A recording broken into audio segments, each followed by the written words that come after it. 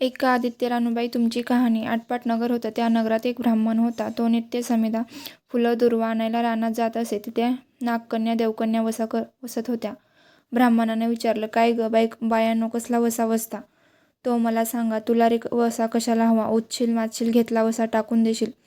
ब्राह्मण म्हणाला, उतत नाही मातत नाही, घेतला वसा टाकत नाही. तेव्हा त्या म्हणाल्या, श्रावण मास येईल तेव्हा पहिल्या आदित्यवारी मौन्यानं मुकाट्यानं उठावं, सचिल वस्त्रासहित स्नान करावं, अग्रोदक पाणी आणावं, विड्यावर पानात व रक्तचंदनाची आदित्य रानूबाई काढावी, 6 रेगाचं मंडळ करावं, 6 सुताचा तातू करावा, त्याला 6 गाठी द्याव्या, पानफुल व्हावं, पूजा करावी, पानांचा विडा, फुलांचा झेला, दशाकांचा धूप, गुळा खोबऱ्याचा नैवेद्य दाखवावा, 6 मास चाळावी, 6 मास पाळावी, माती रथसप्तमी संपूर्ण करावं.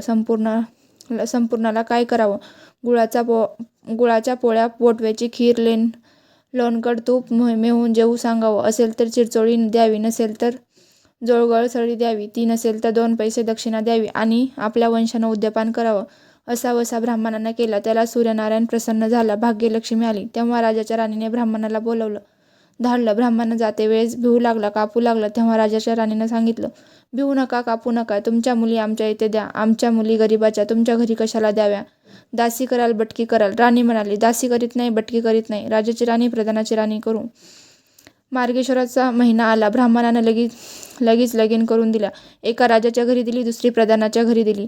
गेल्या पावला मुलींचा समाचार घेतला नाही. 12 वर्षांनी समाचारात ब्राह्मण निघाला. राजाच्या घरी गेला. लेकीनं बसायला पाट दिला, पाय धुवायला पाणी दिलं. बाबा गूळ खा, पाणी प्या. गूळ खात नाही, पाणी पित नाही. माझी कहाणी करायची आहे, ती तू ऐक. तुझी कहाणी ऐकायला मला वेळ नाही. राजा पारधीला जाणार आहे, जेवायला उशीर होईल. तोच त्याच्या मनात राग आला. तेथून निघाला, प्रधानाच्या घरी गेला. तिने पाहिलं, आपला बाप आला म्हणून बसायला पाट दिला, पाय धुवायला पाणी दिलं. बाबा गूळ खा, पाणी प्या. गूळ खात नाही, पाणी पित नाही. माझी कहाणी करायची आहे, ती तू अगोदर ऐक. तुझी कहाणी नको ऐकू तर कोणाची ऐकू? घरात गेली, उतरंडीची 6 मोती आणली. 3 आपण घेतली, 3 बापाच्या हातात दिली. तिने मनोभावाने कहाणी सांगितली. लेकीनं चित्तभावाने ती ऐकली. नंतर जेवून खाऊन बाप आपल्या घरी आला. बायकोने विचारलं, मुलीचा समाचार कसा आहे? जिनं कहाणी ऐकली ती दारिद्र्याने पिळली, सुखाने व्यापली. राजा मुलाखावर निघून गेला. जिनं कहाणी ऐकली होती ती भाग्यानं नांदत आहे. इकडे दारिद्र्य जी झाली होती तिनं आपल्या लेकाला सांगितले, मावशी घनघोर नांदत आहे, तिकडे जाऊन काहीतरी दिलं तर घेऊन ये. पहिल्या आदित्यवारी पहिला मुलगा उठला. तळ्याच्या पाळी जाऊन उभा राहिला. अगं दासीनो, तुम्ही दासी कोणाच्या? आम्ही दासी प्रधानाच्या. प्रधानाच्या राणीला जाऊन सांगा, तुमच्या बहिणीचा मुलगा आला आहे. कसा आला आहे? तळ्याच्या पाळीला उभा राहिला आहे. परसदारानं घेऊन या. परसदारानं घेऊन आला. नाऊ माकू घातलं, पितांबर नेसायला दिला, जेवू खाऊ घातलं, कोहळा पोखरला, होन मोहरा भरल्या. वाटेस आपला जाऊ लागला. तो सूर्यनारायण माळ्याच्या रूपानं आला. हातीचा कोहळा काढून नेला. घरी गेला. आईनं विचारलं, काय रे बाबा, मावशीनं काय दिलं? दैव दिलं, कर्मानं नेलं. कर्माचं फळ पुढं उभं राहिलं. मावशीनं दिलं होतं पण सर्व नेलं. पुढं दुसऱ्या आदित्यवारी दुसरा मुलगा गेला. तळ्याच्या पाळी जाऊन उभा राहिला. अगं दासीनो, तुम्ही दासी कोणाच्या? आम्ही दासी प्रधानाच्या. प्रधानाच्या राणीला निरोप सांगा. त्यांनी सांगितला. मग प्रधानाच्या राणीने त्याला घरी घेऊन नाऊ माकू घातलं, पितांबर नेसायला दिलं, खूप देऊ खाऊ घातलं, काठी पोकरून होना मोहरांनी भरून दिली. बाबा ठेवू नका, विसरू नका, जतन करून घरी घेऊन जा म्हणून सांगितलं. वाटेत सूर्यनारायण गुडाख्याच्या रूपाने आला. हातची काठी काढून घेतली. घरी गेला. झालेली गोष्ट राणीला सांगितली. दैव दिलं ते सर्व कर्मानं नेलं. पुढे तिसरी आदित्यवारी तिसरा मुलगा गेला. तळ्याच्या पाळी उभा राहिला. त्यालाही पहिल्यासारखे प्रधानाने घरी घेऊन नाऊ माकू घातलं, पितांबर नेसायला दिला, जेवू खाऊ घातलं, नारळ पोकरून होन मोहरांनी भरून दिला. ठेवू नका, विसरू नका म्हणून सांगितलं. घरी जाताना विहिरीत उतरला. तो गडबडून विहिरीत पडला. घरी गेला. आईने विचारलं, काय रे बाबा, मावशीनं काय दिलं? आई ग, मावशीनं दिलं पण दैवाने ते सर्व बुडालं. चौथ्या आदित्यवारी चौथा मुलगा गेला. तळ्याच्या पाळी उभा राहिला. त्यालाही प्रधानाच्या राणीनं घरी नेऊन नाऊ माकू घातलं, पितांबर नेसायला दिला, जेवू खाऊ घातलं. त्याला दह्याची शिदोरी, होना मोहरा घालून बरोबर दिली. सूर्यनारायणाच्या घारीच्या रूपानं आला. हाताची शिदोरी घेऊन गेला. घरी गेला. आईने विचारलं, काय रे बाबा, मावशीनं काय दिलं? मावशीनं दिलं ते पण दैवानं नेलं. 5व्या आदित्यवारी आपण उठली. तळ्याच्या पाळी उभी राहिली. दासीनं तिचा निरोप तिच्या बहिणीला सांगितला. बहिणीनं तिलाही परसदारानं घरी नेलं. नाऊ घातलं, माकू घातलं, पाटाच बसायला दिला. प्रधानाची राणी आदित्यवारीची कहाणी करू लागली. काय वसा करतेस ते मला सांग. बहीण म्हणाली, अगं चांडाळणी, पापिनी, बापाची कहाणी ऐकली नाहीस म्हणून तुला दारिद्र्य आलं. राजाच्या राणीने विचारलं. याला बहिणीच्या घरी राहिली. श्रावण मास आला. सांगितल्याप्रमाणे सूर्यनारायणाची पूजा केली. इकडे राजाला भाग्य आलं. राजानं बोलावून धाडलं. मावशी, तुला छत्र आली, चामर आली, पाईक आले, परवर आले. मला रे पापिनीला छत्र कुठली, चामर कुठली, पाईक कुठले, परवर कुठे? बाहेर जाऊन दाराशी बघता तो राजा बोलावा आला आहे. राजा आला तशी घरी जायला निघाले. एकमेकींना बहिणी बहिणींनी आहेर केले. वाटेनं जाऊ लागली. पहिल्या मजले स्वयंपाक केला. राजाला वाढलं, मुलांना वाढलं, आपलं पान वाढून घेतलं. तो कहाणीची आठवण झाली. करा रे हाका पिटा रे डांगोरा, नगरात कोणी उपाशी आहे का याचा शोध करा. तुझ्या बाईची कहाणी ऐकून मला काय फळ, माझं पोट भरलं पाहिजे असं म्हणून तो राणीकडे आला. तशी 6 मोती राणीकडून घेऊन तिनं त्याला दिली. आपल्या हातावर ठेवली. मनोभावाने कहाणी सांगितली. चित्तभावाने त्याने ऐकली. त्याची लाकडाची मोळी होती ती सोन्याची झाली. तो म्हणाला, बाई बाई, कहाणी ऐकल्याचं एवढं फळ, मग वसा घेतल्याचं काय फळ? काय वसा आहे तो मला सांगा. तुला रे वसा कशाला हवा? उचशील मातशील घेतला वसा टाकून देशील. उतत नाही मातत नाही घेतला वसा टाकत नाही. तेव्हा वसा सांगितला.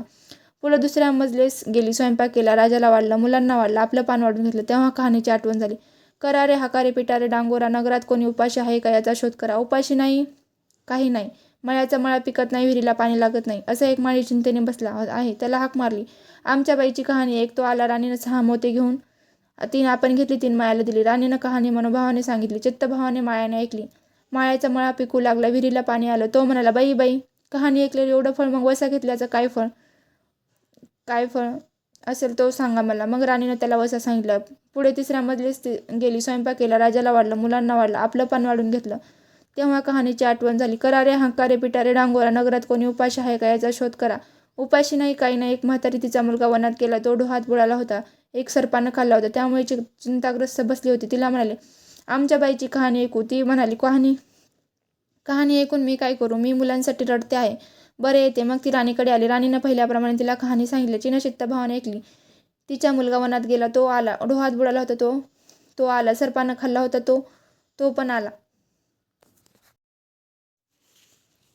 बाई बाई, कहाणी ऐकल्याचं हे फळ, तर मग वसा घेतल्याचं काय फळ सांगा. मग राणीने तिलाही वसा सांगितला. पुढच्या 4थ्या मजलेस गेली. स्वयंपाक केला. राजाला वाढलं, मुलांना वाढलं, आपलं पान वाढून घेतलं. तेव्हा कहाणीची आठवण झाली. करा रे हाका पिटा रे डांगोरा, नगरात कोणी उपाशी आहे का याचा शोध करा.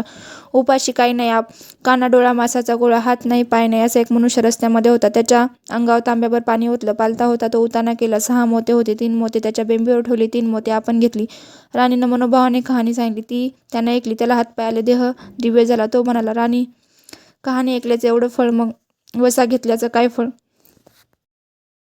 त्याला हातपाय आले, देह दिव्य झाला. तो म्हणाला, कहाणी ऐकल्याचं एवढं फळ, मग वसा घेतल्याचं काय फळ? काय वसा तो मला सांगा. मग राणीनं त्याला वसा सांगितला. 5व्या मुक्कामाला घरी आली. स्वयंपाक केला. सोनेरानं जेवायला आली. 7ही दरवाजे उघडले.